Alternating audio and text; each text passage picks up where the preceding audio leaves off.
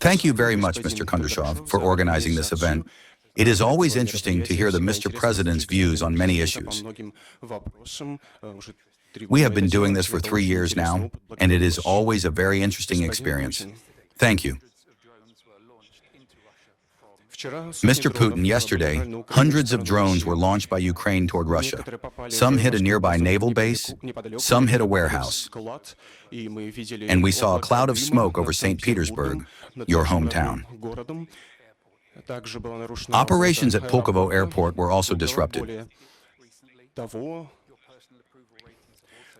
Furthermore, your personal approval ratings have dropped, the Russian economy is declining, and the U.S. claims that the invasion has become a true disaster. Those are Marco Rubio's words. It was also added that the goals will not be achieved by military means alone. Do you want to control the entire Donbass region, or are you ready to strike a deal? Thank you very much. First of all, the two are not mutually exclusive. Controlling the entire Donbass region and striking a deal do not contradict each other. Why did you assume that these two things are in conflict? You referenced Mr. Rubio's statement. He is a serious partner. We are in contact with him. He recently spoke in the Senate or in Congress. Clearly, the domestic political situation in the United States is complicated. Some support him, some attack him. What the Secretary of State says on a specific issue within his country certainly interests us, but ultimately, we are more interested in the actual situation. And since you are currently talking about the conflict in Ukraine, we are interested in the actual situation on that front. What does this situation look like? It looks like this.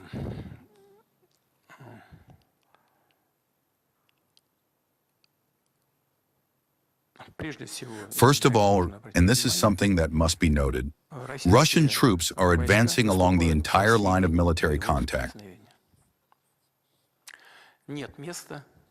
There is no place where the Russian troops are not advancing. The primary problem for the armed forces of Ukraine today is a catastrophic shortage of personnel.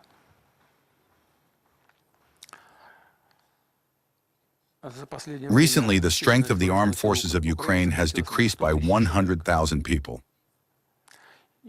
Monthly losses are around 40,000. As a result of forced over there, as you know, people are caught on the streets like stray dogs and forced into the army. I will speak on the consequences of this in a moment. Monthly losses amount to approximately 40,000 people.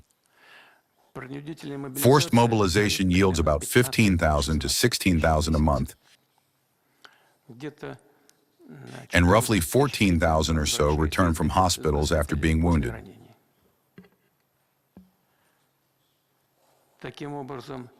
Thus, every month brings a deficit of about 10,000 people. Plus, there are approximately 20,000 deserters every month. Since the beginning of this year, the number of deserters stands at about 60,000 people. Well, they are forcefully conscripting people, dragging them away. There is absolutely no motivation, and nobody wants to fight. An almost official figure, 200,000 criminal cases have been opened for desertion. This is just one of the problems, but it is the most significant one. This leads to the loss of territories and settlements.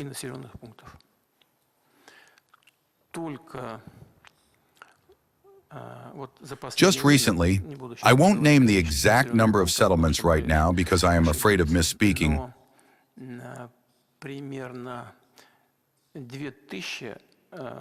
The Russian army has brought approximately 2,440 square kilometers under its control.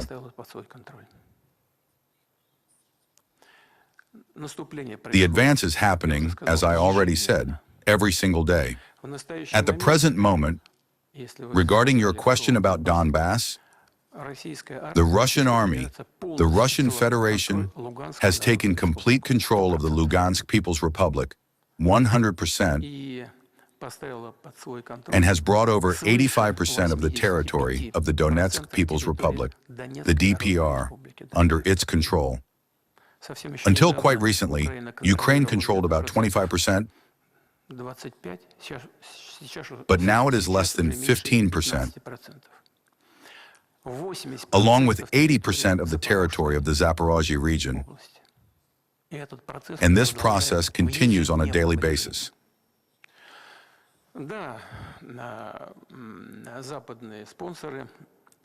Yes, Western sponsors are supplying a large number of drones of various types, including long-range ones. Some of them, unfortunately for us, do break through.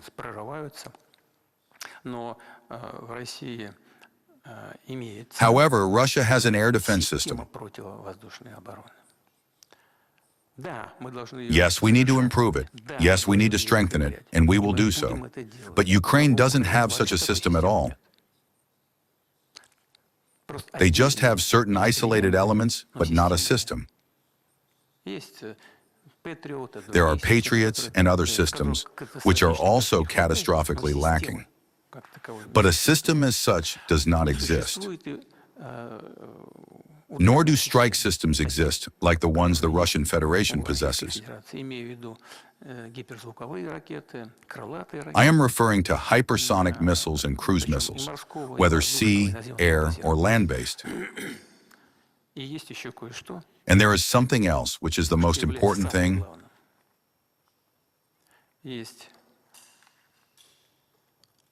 There is the patriotism and the will of the Russian people, which is the primary condition for us to achieve all the goals and objectives of the special military operation. In the list of issues that I consider important, one more circumstance should, of course, be mentioned. This is the existence of our own manufacturing, resource, scientific and personnel base to resolve all tasks for supplying the armed forces of the Russian Federation. And this is being strengthened with every passing month, and undoubtedly lies at the foundation of all those achievements and successes that I have just spoken about. Therefore, summing up, I would add the following. We are certainly ready and want to reach an agreement with Ukraine through peaceful means, specifically on the basis that we discussed during the meeting with President Trump in Anchorage. Back then, questions were put before Russia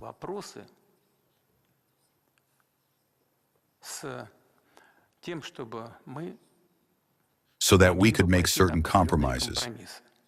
And Russia agrees to those very compromises we spoke about in Anchorage. The Ukrainian side needs to agree to these compromises as well. Then the conflict will quickly come to its natural conclusion.